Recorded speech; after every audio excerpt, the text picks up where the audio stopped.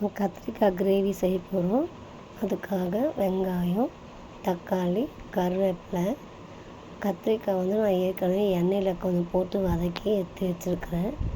இதுதான் தேவையான பொருட்கள். இப்போ நம்ம எப்படி செய்யலான்றதை பார்க்கலாம் வாங்க. அதுக்கு ஒரு மசாலா எள், வேர்க்கடலை, இஞ்சி, பூண்டு இந்த 4த்தையும் போட்டு பேஸ்ட்டாக அரைச்சி வச்சிடணும். ஒரு பேனில் நல்லெண்ணெய் தான் ஊற்றிட்டு கடுகும் மிளகும் 2 மட்டும்தான் போட்டு தாளிக்கணும். கடுகும் மிளகு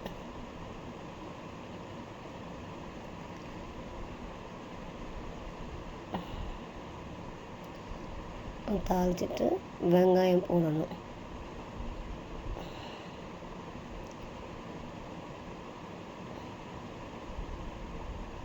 வெங்காயம் நல்லா பொன்னிறமாக மாறணும். கலர் நல்லா கோல்டு கலராக மாறினோடனே அப்புறமா நம்ம தக்காளி போடணும். இன்னும் கொஞ்சம் வதங்கிட்டப்பறமா தக்காளி போடணும். இந்த அளவுக்கு போதும். அப்புறமா தக்காளி போட்டுட்டு அது நல்லா வதங்கணும்.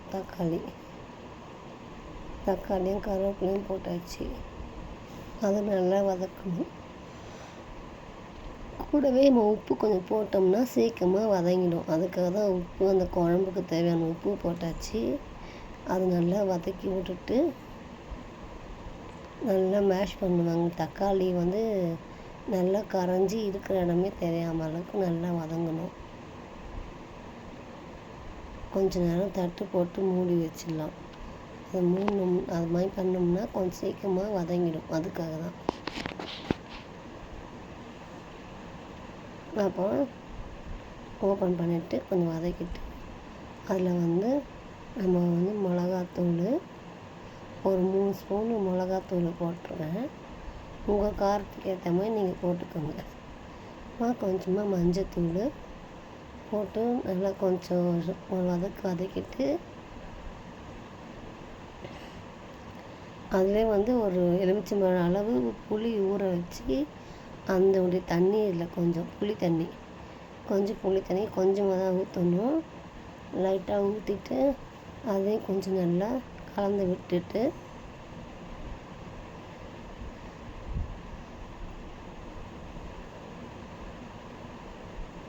கொஞ்ச நேரம் கொதித்த உடனே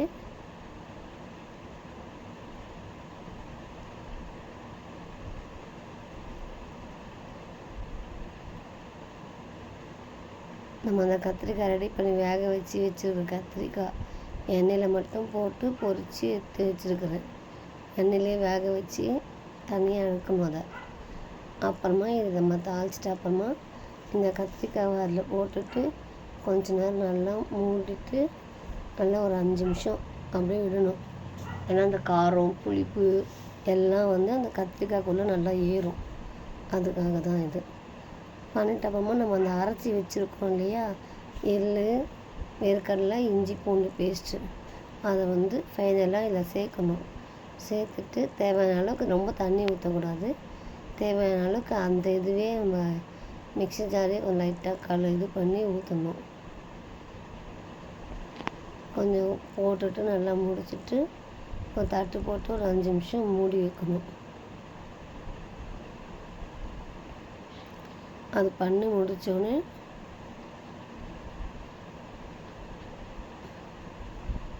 ஒரு ஓப்பன் பண்ணி பார்த்தீங்கன்னாக்கா நம்ம அந்த ஊற்றின எண்ணெய் அப்படியே நல்லா மேலுக்க வரும். மேலே வந்தோடனே நல்லா கலரி விட்டுட்டு கொத்தமல்லி போடணும். பார்த்திங்கன்னா எண்ணெய் எப்படி நல்லா வந்திருக்கு. நம்மளுடைய கத்திரிக்காய் கிரேவி ரெடி.